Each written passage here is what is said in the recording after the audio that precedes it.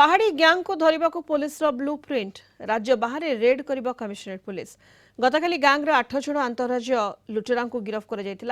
Gang mastermind एबे भी फेरार रही गैंग रे काम करुवा साइबर एक्सपर्ट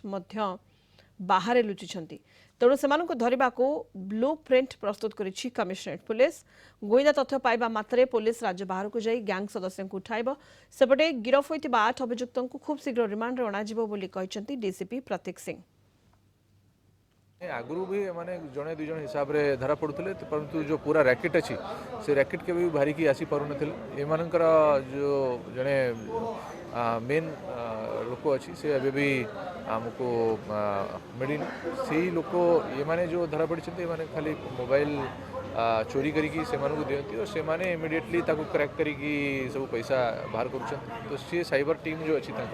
से टीम को आम जल्दी धरबू एमानकू एबे फॉरवर्ड करा जाउछि दरकार पड़ले एमानकू पुणी आम रिमांड रे आनिकी और कोई भी कोटी इन्वॉल्वमेंट अच्छी सब बाहर।